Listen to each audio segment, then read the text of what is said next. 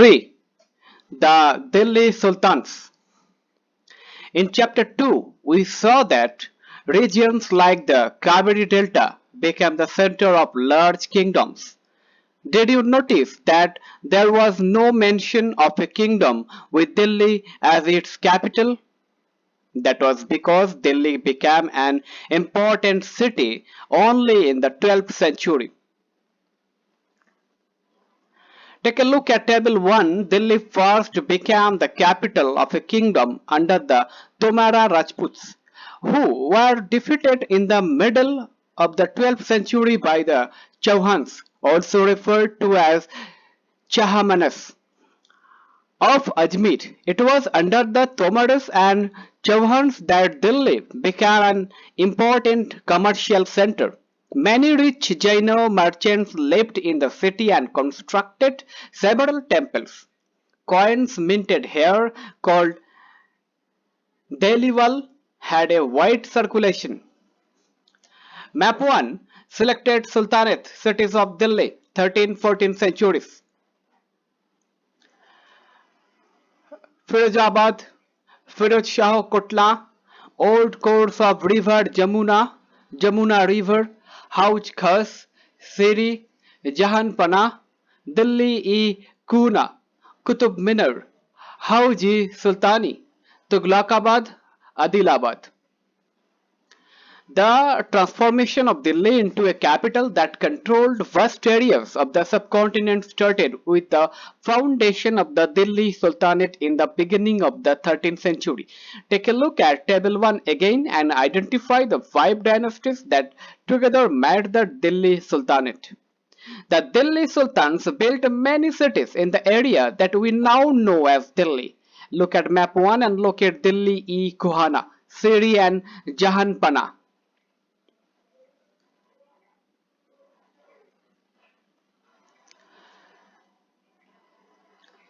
The rulers of Delhi. Table 1. Rajput dynasties. Tomaras. Early 12th century 1165. Anangapala 1130 to 1145. Chauhanas 1165 to 1192.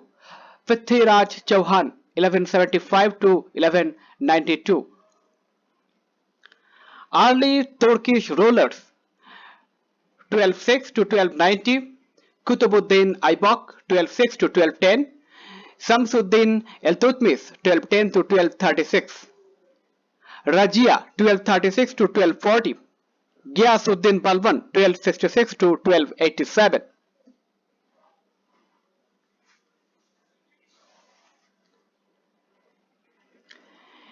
Iltutmish's tomb. Khalji dynasty 1290 to 1290 to 1320, Jalaluddin Khalji 1290 to 1296, Alauddin Khalji 1296 to 1316, Tughlaq dynasty 1320 to 1440, Ghiyasuddin Tughlaq 1320 to 1324, Muhammad Tughlaq 1324 to 1351, Firoz Shah Tughlaq 1351 to 1388, Alai Darwaja. Said dynasty 1414 to 1451, Khizr Khan 1414 to 1421, Lodi dynasty 1451 to 1526, Bahulul Lodi 1451 to 1489, Firoz Shah Tughlaq's tomb.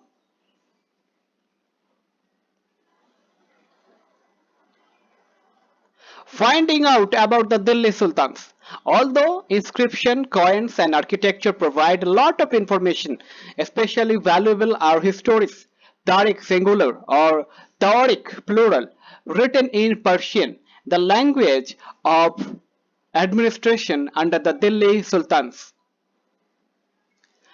Figure 4 stages in the making of a manuscript: A. Preparing the paper, B. Writing the text, C. Melting gold to highlight important words and passages, D. Preparing the binding. The authors of Tariq was learned men, secretaries, administrators, poets, and courtiers who both recounted events and advised rulers on governance, emphasizing the importance of just rule. Do you think the circle of justice is an appropriate term to describe the relationship between the king and his subjects? Comment this. The circle of justice. Fakiri Mudabbir wrote in the 13th century, a king cannot survive without soldiers, and soldiers cannot live without salaries. Salaries come from the revenue collected from peasants, but peasants can pay revenue only when they are prosperous and happy. This happens when the king promotes justice and honest governance.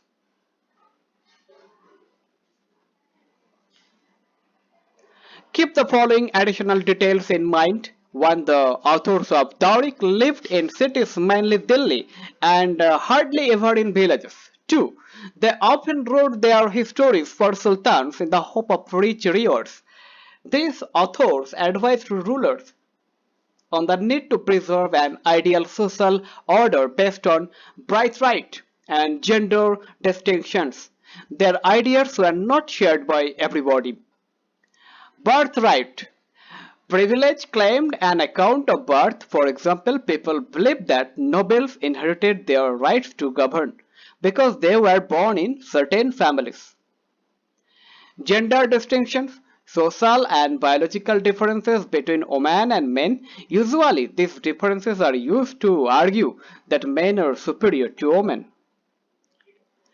In 1236, Sultan Iltutmish's daughter Rajia became Sultan. The chronicler of the age, Minhaj-i-Siraj, recognized that she was more able and qualified than all her brothers, but he was not comfortable at having a queen as ruler. Nor were the nobles happy at her attempts to rule independently. She was removed from the throne in 1240.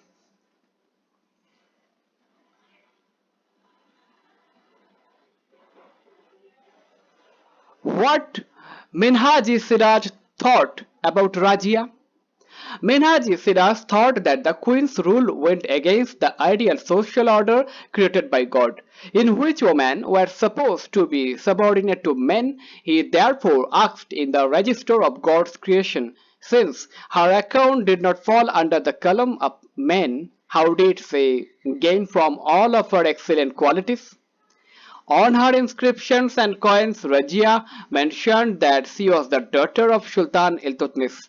This was in contrast to the Queen Rudrama Devi, 1262 to 1289, of the Kakatiya dynasty of Wrangle, part of modern Andhra Pradesh.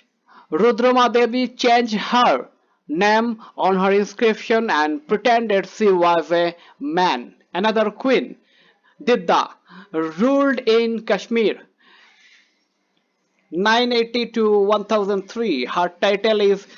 In, her title is interesting. It comes from Didi, or elder sister, an obviously affectionate term given to a loved ruler by her subjects. Express Minhaj's ideas in your own words. Do you think Rajia shared these ideas? Why do you think it was so difficult for a woman to be a ruler? Comment this.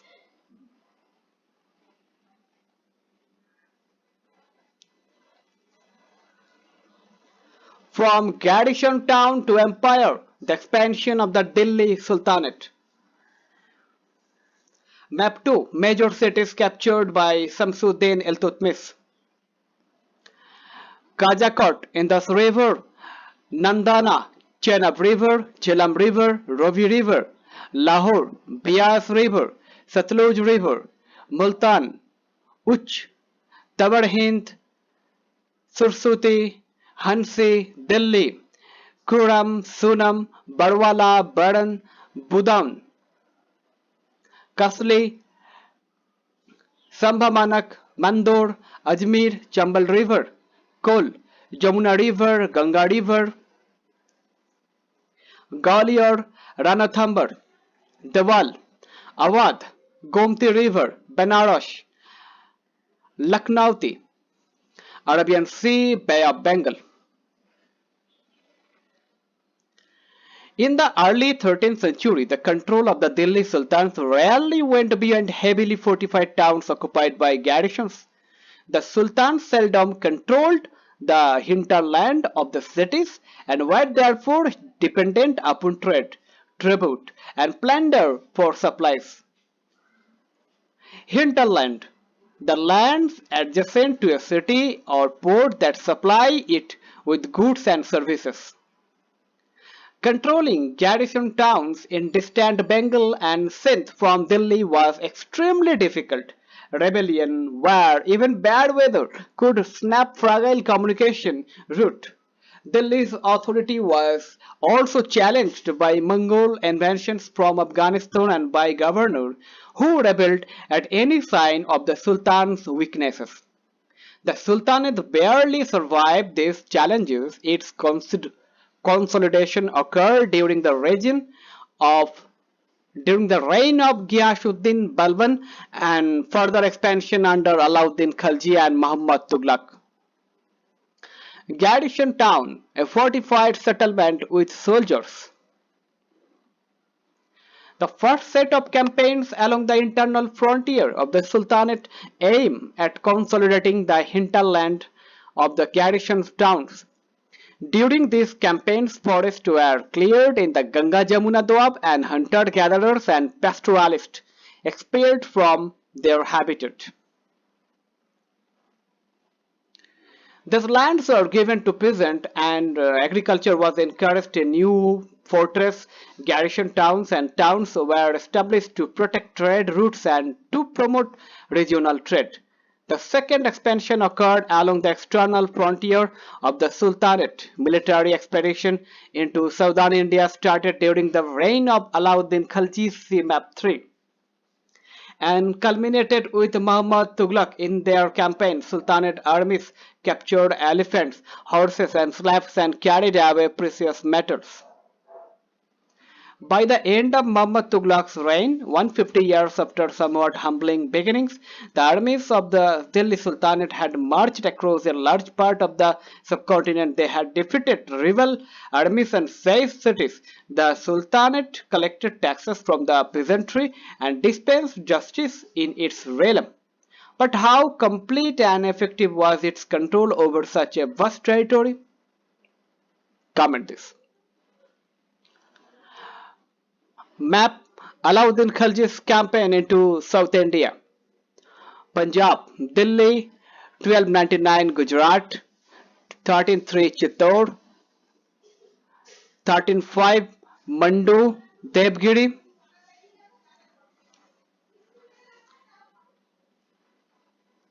Jadavas 1310 to 1311, Darasamudro 1311, Tanjavur, Madurai, Pandas, Hoysalas 1311, Wrangle, Kakatiyas,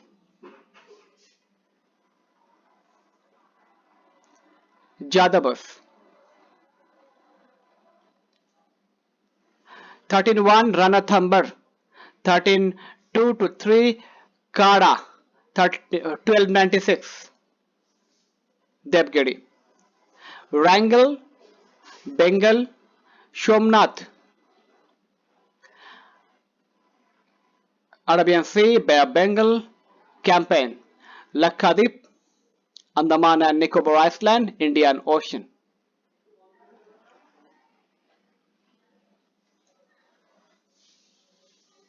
Figure 2. Quwat al-Islam Mosque and Minaret building during the last decade of the 12th century. This was the Congregational Mosque of the first city built by the Delhi Sultans, described in the chronicles as Delhi-e-Kuhana, the old city. The mosque was enlarged by Iltutmish and Alauddin Khalji. The minaret was built by two sultans, Kutubuddin Aibak and Iltutmish.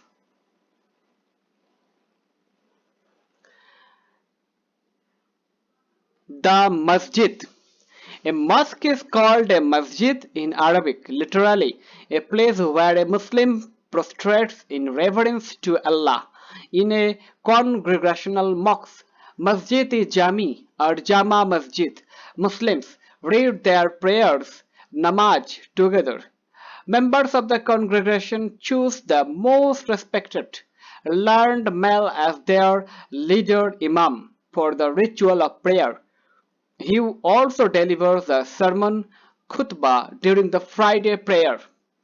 During prayer, Muslims stand facing Mecca. In India, this is to the west. This is called the Qibla.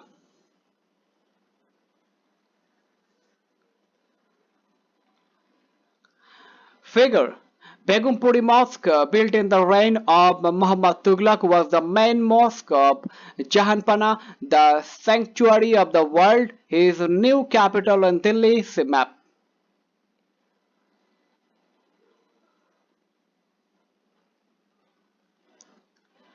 The Delhi Sultans built several mosques in cities all over the subcontinent.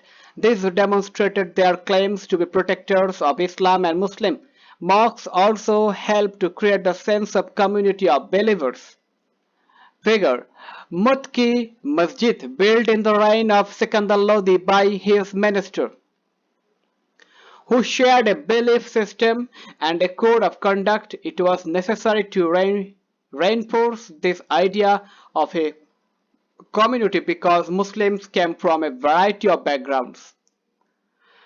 Figure. Mosque of Jamali Kamali, built in the late 1520s.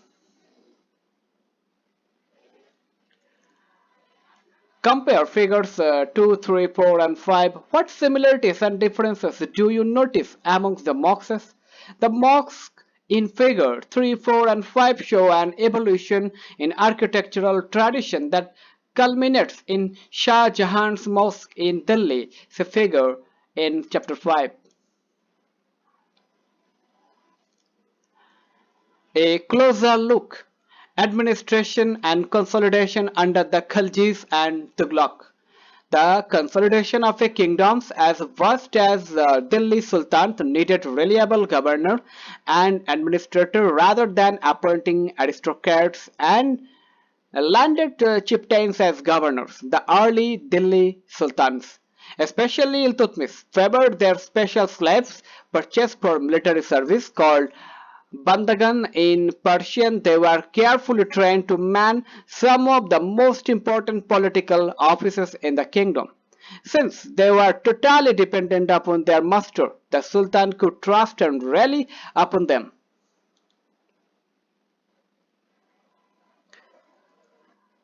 Slaves rather than sons, the Sultan were advised. A slave whom one has brought up the promoted must be looked after for its need a whole lifetime, and good luck to find a worthy and experienced slave. Wise men have said that a worthy and experienced slave is better than a son. Can you think of any reason why a slave would be better than a son? Comment this. The Khalji and Tughlaqs continued to use Bandagan and also raise people of humble birth who were often their clients to high political position. They were appointed as generals and governors. However, this also introduced an element of political instability.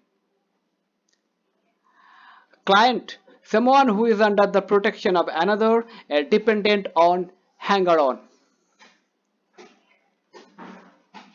Slaves and clients were loyal to their masters and patrons, but not to their heirs. New Sultan had their own servant. As a result, the accession of a new monarch often saw conflict between the old and the new nobility. The patronage of these humble people by the Delhi sultans also shocked many elites, and the authors of Persian Tariq criticized the Delhi sultans for appointing the low and base born to high offices.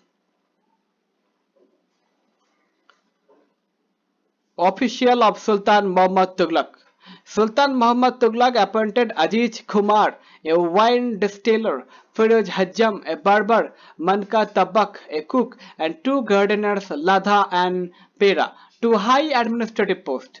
Ziauddin Burni, a mid-14th century chronicler, reported their appointments as a sign of the Sultan's loss of political judgment and his incapacity to rule.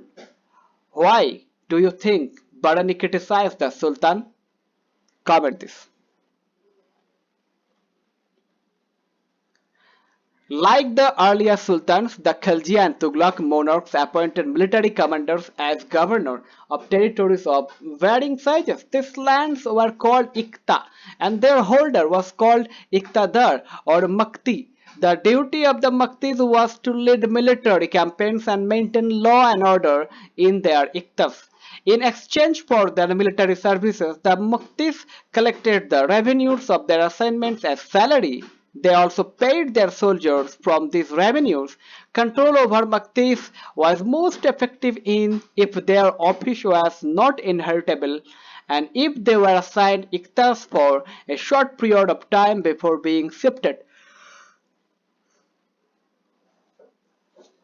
These harsh conditions of service were rigorously imposed during the reigns of Alauddin Khilji and Muhammad Tughlaq. Accountants were appointed by the states to check the amount of revenue collected by the Maktis. Care was taken that the Makti collected only the taxes prescribed by the state and that he kept the required number of soldiers. As the Delhi Sultans brought the hinterland of the cities under their control, they forced the landed chieftains, the Samanta aristocrats, and rich landlords to accept their authority. Under Alauddin Khilji, the state brought the assessment and collection of land revenue under its own control. The rights of the local chieftains to levy taxes were cancelled and they were also forced to pay taxes. The Sultan's administrators measured the land and kept careful accounts. Some of the old chieftains and landlords served the Sultanate as revenue collectors and assessors. There were three types of taxes. One, on cultivation called kharaj and amounting to about 50% of the peasant's produce. Two, on cattle, and three, on houses. It is important to remember that large part of the subcontinent remained outside the control of the Delhi Sultans. It was difficult to control distant provinces like Bengal from Delhi, and soon after annexing southern India, the entire region became independent. Even if the Gangetic Plain there were forested areas, the Sultanate forces could not penetrate. Local chieftains established their rules in these regions. Sometimes rulers like Alauddin Khilji and Muhammad Tughlaq could force their control in these areas, but only for a short duration.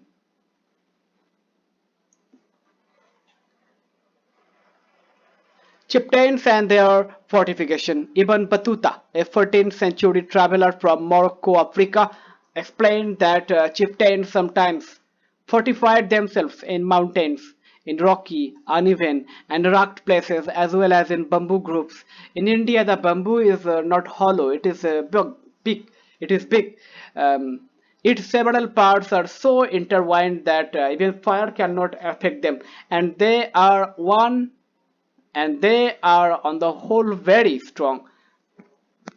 The chieftains live in these forests which serve them as ramparts inside which are their cattle and their crops.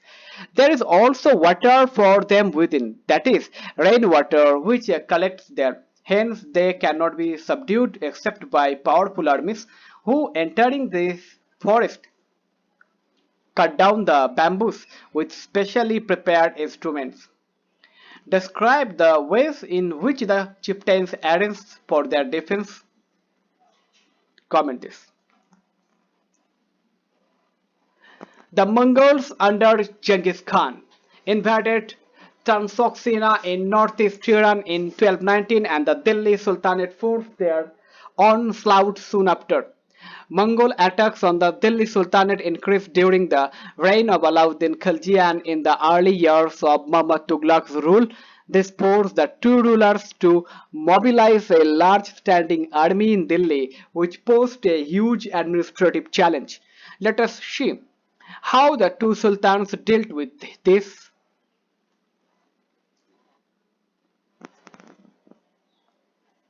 Alauddin Khilji, Muhammad Tughlaq.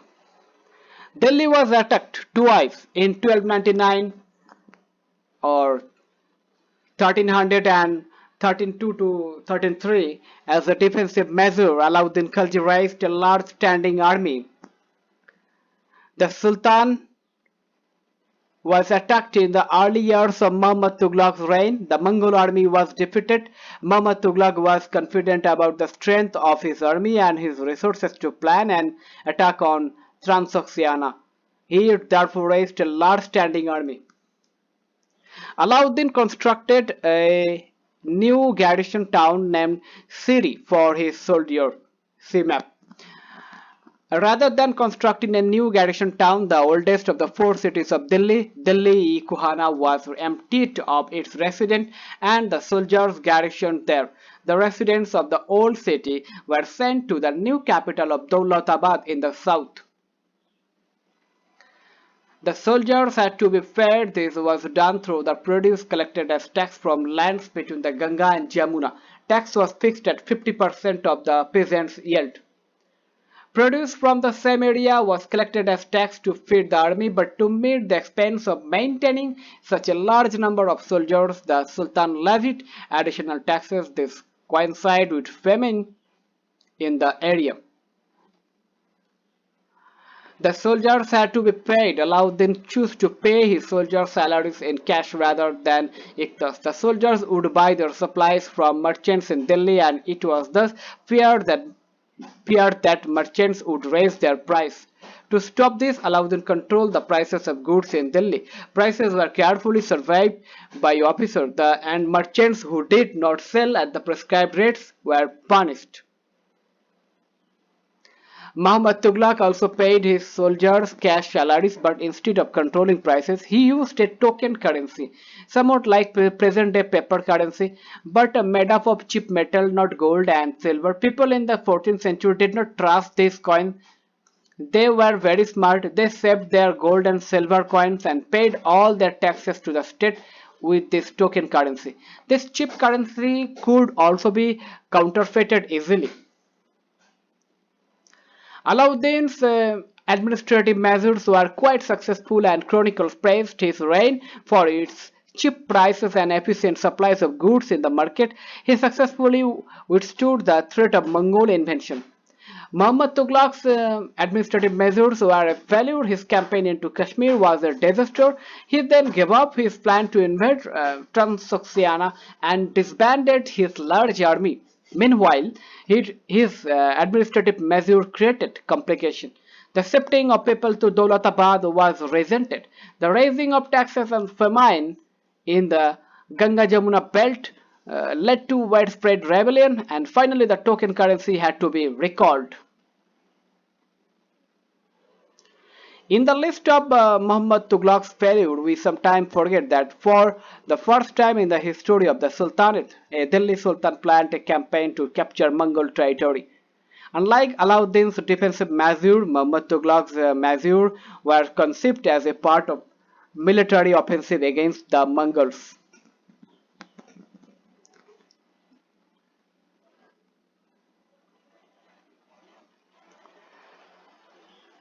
The Sultanate in the 15th and 16th centuries. Take a look at table again. You will notice that after the Tughlaqs, the Sayyid and Lodi dynasties ruled from Delhi and Agra until 1526. By then, Jaunpur, Bengal, Malwa, Gujarat, Rajasthan, and the entire South India had independent rulers who established flourishing states and prosperous capitals. This was also the period which saw the emergence of new ruling groups like the Afghans and the Rajputs. Some of the states established in this period were small but powerful and extremely well administered. Sher Shah Shur (1540 to 1545) started his career as a manager of a small territory for his uncle in Bihar and eventually challenged and defeated the Mughal Emperor Humayun (1530 to 1540), 1555 to 1556. Sher Shah captured Delhi and established his own dynasty. Although the Shur dynasty ruled for only 15 years (1540 to 1555), it introduced an administration that borrowed elements from Alauddin Khilji and made them more efficient. Sher Shah's administration became the model followed by the great Emperor Akbar (1556 to 1605) when they consolidated the Mughal Empire.